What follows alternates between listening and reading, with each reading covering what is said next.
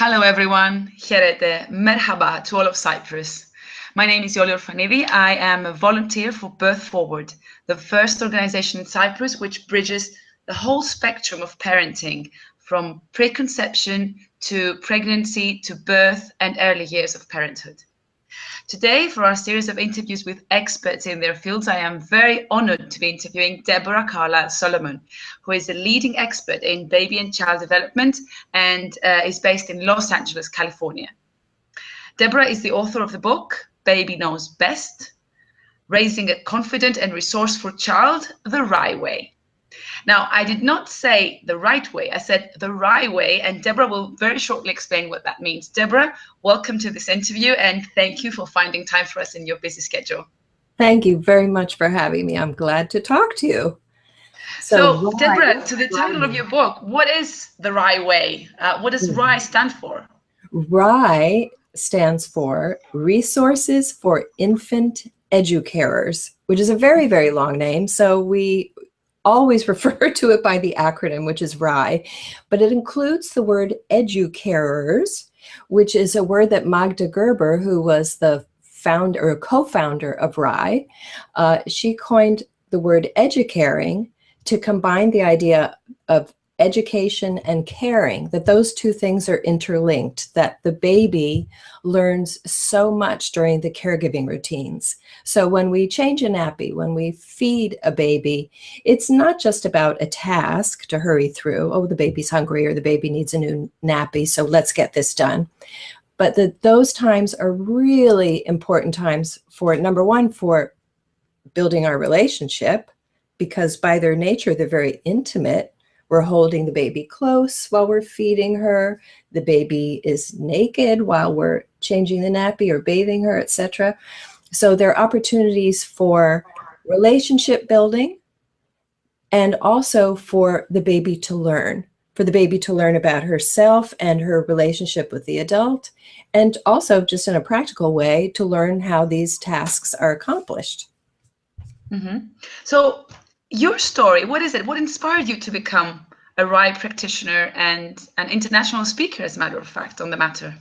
Well, it was good fortune. I gave a baby shower for a friend of mine, and a friend of hers gave her a book called Your Self-Confident Baby by Magda Gerber. And I thought, that's really strange. I never would have thought of a baby being self-confident.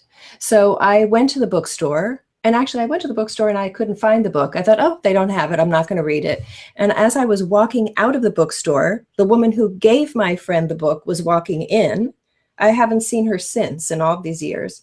And she said, oh, Deborah, of course they have that book. And she turned me around, took me back to the bookshelf, and it had just been misshelved. So I feel as though it was fate. Because I just said, oh, I'm going to give up. I'm the mother of a young baby. I can't find it. I'll find another book. But anyhow, I went home. I read the book. It made so much sense to me intuitively.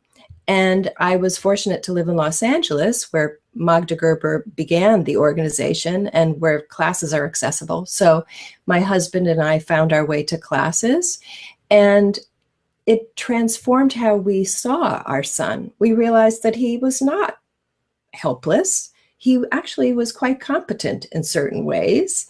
So it helped us to understand him developmentally, and it gave us some tools, sort of how to respond when he cries, when he seems to be inconsolable, how to respond if he was having a conflict over a toy when he was a toddler with another child, etc. And also what it helped us learn really what it means to be respectful of him at a very young age, which was something it had never quite occurred to us that way. We thought, well, we love him. We were probably overwhelming him with our love, So it really transformed how we saw him and made our life as parents so much easier. And it was so profound for me that I thought, oh, this is really what I want to do. So I completed the RIE Professional Development course, and I went to Budapest and studied at the Pickler Institute. And I was a teacher And then I was executive director of RIE for 8 years. And then 2 years ago, I decided I really wanted to get back to teaching and speaking to people about RIE because that's my first love. So that's why I'm here. With a grown-up RIE baby now. With a grown-up RIE baby, yes. Now, you mentioned earlier that babies learn through caregiving. It's a common notion in Western society that we teach babies when we play with them. Babies learn through play, so we play with them in order for them to learn even more. Where does RIE stand with this notion? That's a really good question. There are several RIE principles, if you will, sort of guiding principles. And one of them is for the baby to have time each day for uninterrupted play. It doesn't mean that we never interact with a baby or a toddler. If a toddler invites us to play, that we say, oh, no, you're supposed to have uninterrupted play now. But the importance for some time during the day that is uninterrupted, that we may sit on the floor quietly and observe them and see what they do and what they're interested in. But we allow them to be self-initiating and to follow their own. Do we need to pause? I'm sorry, our okay. president, Eileen Pedersen, is trying to link to this phone call. I'm going to try and invite her now. Okay. Let me see. I'm sorry, you were saying about playing. Hopefully Eileen will join us now. Okay. So the idea of allowing the child some time during the day to play without interruption, that they can follow their curiosities, what they want to play with. First of all, if they want to play, a young baby might want to lay on his back and look out the window at the light streaming in the window. But if they want to play, which object they want to play with and what they want to do with it. And there's certainly research that supports the importance of this to support a child to be self-initiating, so the child can learn to be self-reliant and ultimately become self-confident, rather than relying on the adult to show the baby what the adult thinks is important or interesting, to give the baby opportunity to discover what the baby finds interesting. And then through the manipulation of objects for a young baby, develop their fine motor skills, learn to be tenacious, to sort of try something again and to not give up. Sometimes they might give up because they're tired or they have a basic need that must be met by the adult. But it's a very different point of view than thinking, oh, it's playtime, now I need to entertain my baby. Yeah, it's a very strange notion for Western culture to just leave babies to do what they know best, as your title says. Now, how does one go about to make the actual shift and maybe start practicing some of the RIE principles? I mean, what would you say is the first most important thing that parents can do in order to start exploring RIE and implementing it in their lives? Yeah, it's very comprehensive. So you've asked a good question. It's too much to take it all on at once. So I always recommend that people start with slowing down, moving slowly. So when they're carrying their young baby to change the nappy, to move slowly. Magda said, how slowly? As slowly as you can, and then a little bit more slowly. Just by moving slowly creates a sense of peacefulness, right? Dr. Pickler, who was Magda Gerber's mentor and friend, referred to it as ceremonious slowness. If you think of the great religions of the world, their leaders during their rituals, during their ceremonies, they always move and gesture slowly. And that elicits a sense of calm and peacefulness. Right? So just by moving slowly helps the baby to feel calmer.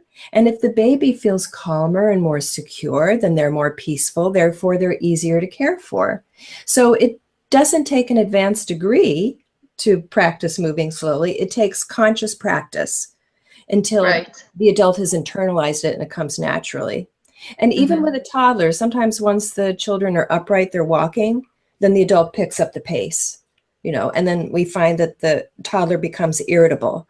And sometimes they're irritable because they just can't keep up. We're moving too quickly for them. So I recommend that people start with practicing moving slowly. And then the other two things are to practice always telling the baby or the toddler what you're going to do before you do it. So I'm going to pick you up now. I'm going in the other room and I'll be back in a minute. And also, if something happens in the environment that the child hears or sees, that we make note of it.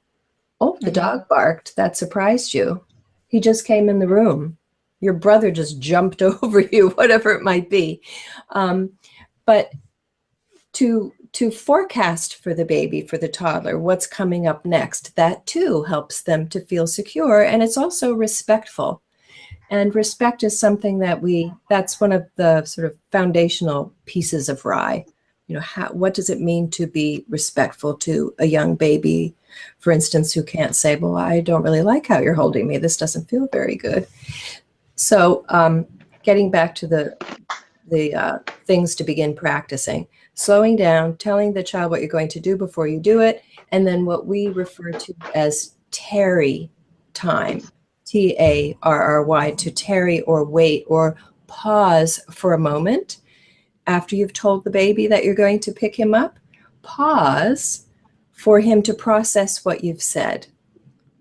Because it's wonderful to remember to say to the baby, I'm going to pick you up now. But then if we immediately go about it and do that, the baby is still going to be surprised because it takes longer for them, especially a young baby, to process verbal communication than it does for an adult. For us, it's immediate if we're speaking the same language, right?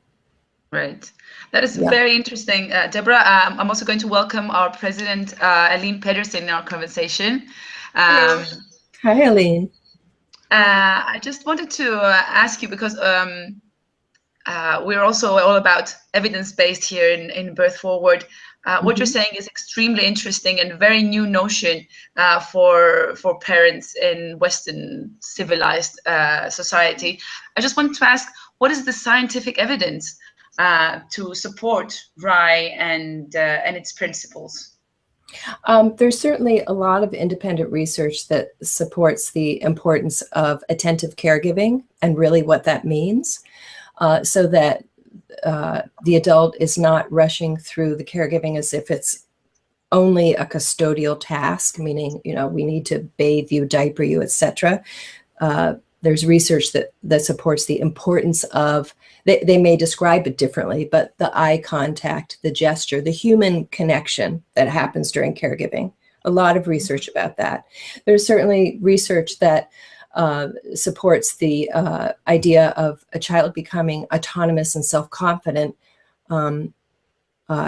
through the adult allowing them opportunities to practice self-reliance. In other words, not hovering, not doing so much for them that they begin to have a self-image of themselves as less than capable and therefore become less confident.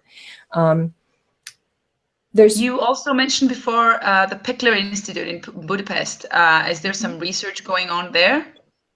I don't know if there's research going on there currently. There was years ago in the 60s, the World Health Organization did a longitudinal study of a group of children there.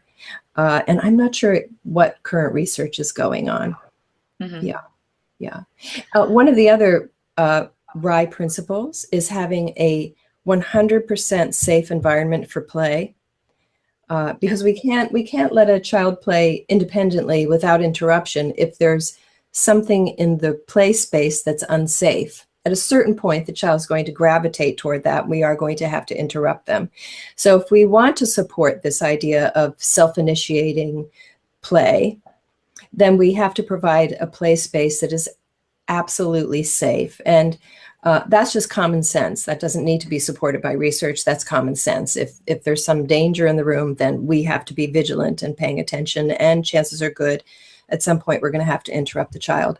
So this is something that's sometimes parents are a little bit resistant to, but I've seen over and over again when they decide to empty the room of some furniture for a short period of time so that their child can have a safe play space, how much freedom that provides for both the baby and for the adult to relax, you know, and for the baby to know that they can play without interruption. Whatever they're curious about, they can continue sort of on that path.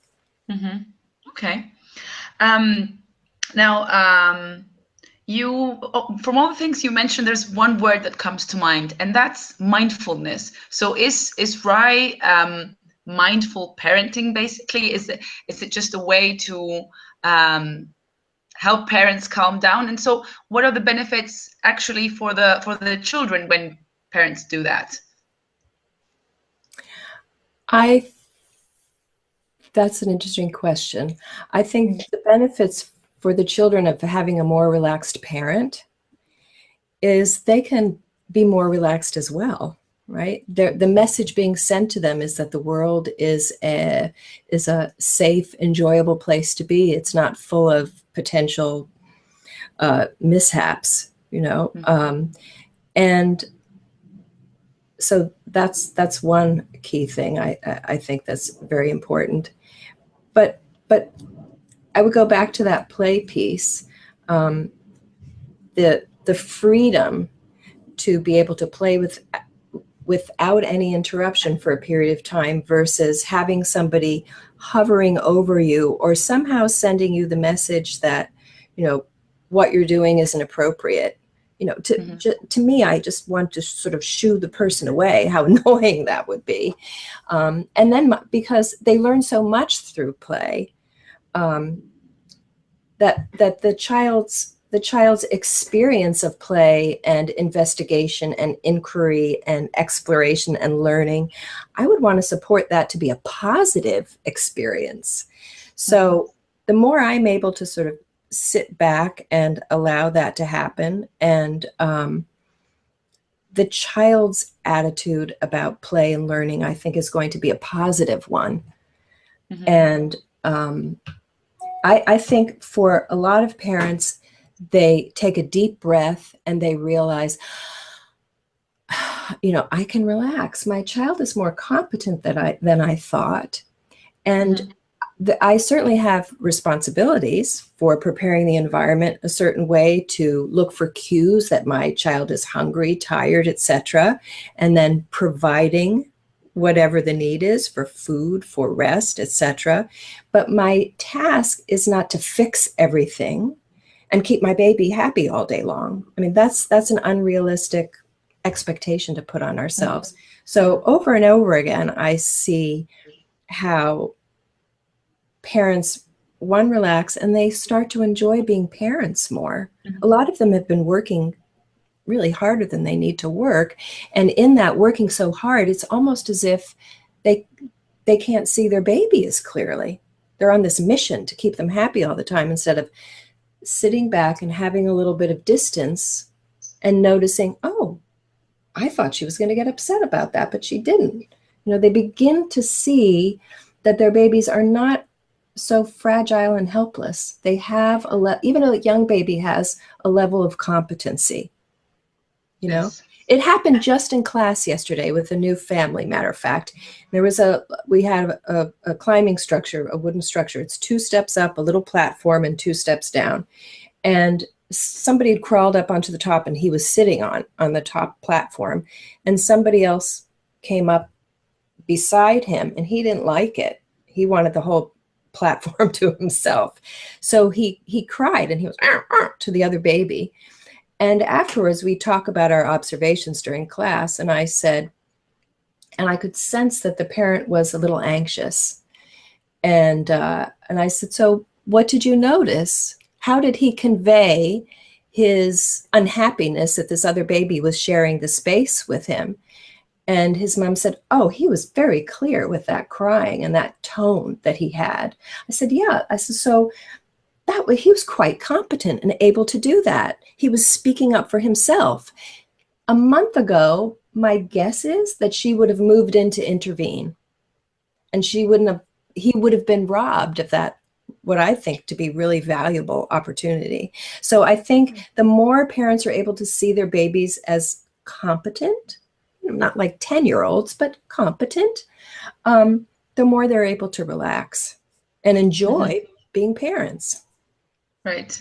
So mindfulness and all of what RIE supports is the key for parents to relax and just enjoy their children. I'm not sure if Aline wants to ask Deborah something, or Yeah, first of all, just thank you so much for taking the time to speak to My us. pleasure. All the way across the continents. Yeah. And it's very, very interesting what you are talking about. I think it's some key elements there to understanding how to switch that doing, as you said, and always being in action and wanting to fix things and do things, towards being more an observant and actually allowing and facilitating for the child to develop from within. And not being us putting things into the baby, but it's actually everything there, and it's more facilitating basically for everything to come out on its own. The way I hear you, and I think that's very, very beautiful. What about, so when the child, for example, one subject that obviously comes on is when the weaning comes up, and about the weaning, and how do you look at this in terms of the breastfeeding? When would it be natural for maybe a child to stop breastfeeding? Or what would be the natural process, in your opinion, there to stop breastfeeding and go on to food? Or maybe, of course, combining the two, how long, and so forth. Had you have some thoughts about that? That's a good question. Magda Gerber talked a lot about readiness. So one baby might be ready to wean before another baby. One mother might want and be ready for her baby to wean perhaps before he is ready. So the concept of readiness and respect and self-respect, that the mother and child are in a relationship together. And so the breastfeeding has to continue to be meaningful, and that both of them want to participate. I think sometimes mothers feel as though they must do everything for the benefit of the child, even if they're falling down exhausted and they're feeling resistant or resentful. And so Magda Gerber talked a lot about respect, and for the parent to have self-respect. So we would look for cues that the child is ready. If the mother is fine continuing to breastfeed, we would look for cues that the child might be ready. And then perhaps start letting go of, instead of all of, stopping at cold turkey, if you will, maybe saving that nursing right before bedtime, and maybe having that one be the last one to go, because that can sometimes be the most difficult to let go, because sleep in general in the evening, it can be hard to let go of the parent, the sort of existential awareness of I'm alone here in the world. But maybe the first one to let go might be the nursing in the morning. If the baby wakes up refreshed, maybe the baby can do without being nursed then. But to help the parent look for cues, because sometimes the baby is ready and the mother may not be ready, and sort of to help both of them, I think, with that transition, because I think both have to be ready. And most often people talk about the readiness of the baby, and that sometimes they're not on the same timetable. It really makes so much sense what you're saying, Deborah. I just wanted to ask, because extended breastfeeding that you talked about now is part of also attachment parenting. How does RIE relate to attachment parenting? Are these two parenting approaches contradictory? Are they complementary? And in what way? I'm not an attachment parenting expert, but one way that I know, one place where I know we have a little bit of difference is in the baby wearing. That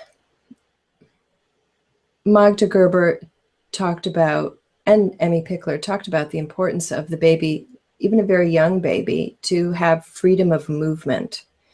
And we see very young babies, newborn babies, enjoying that freedom of movement.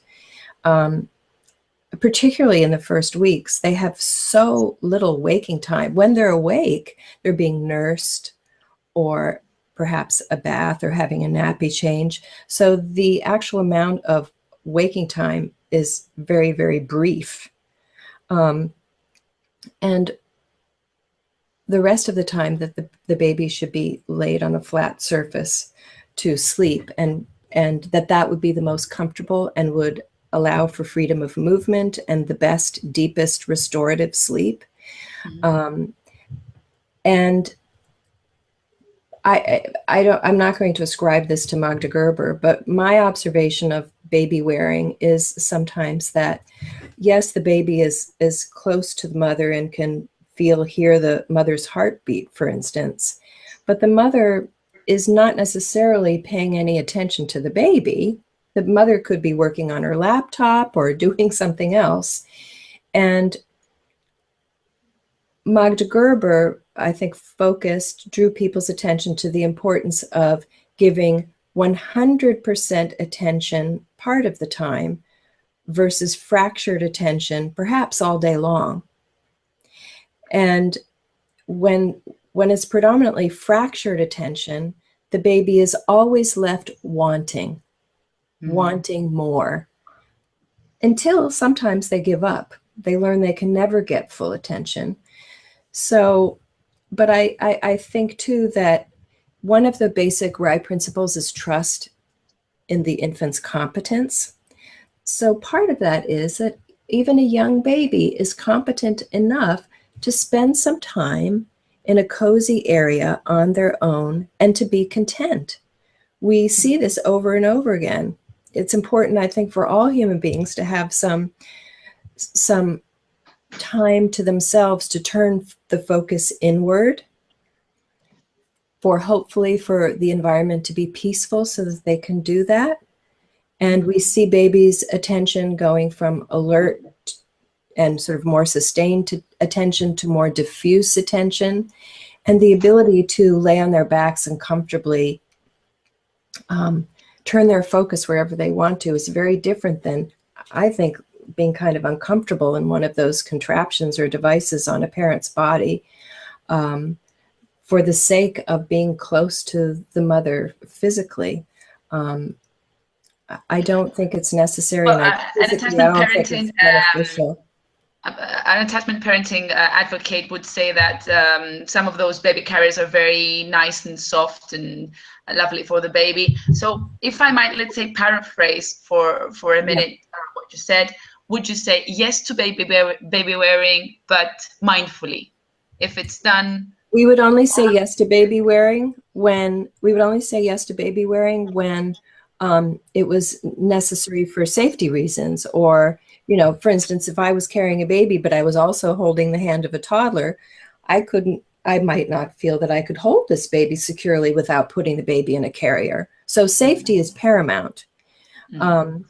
But short of that, if I was at home, I would choose to have the baby have freedom of movement that a baby can't have, no matter how comfortable and soft the device is. The baby is still going to be in a static, contorted position, which is not beneficial for their gross motor development. Okay.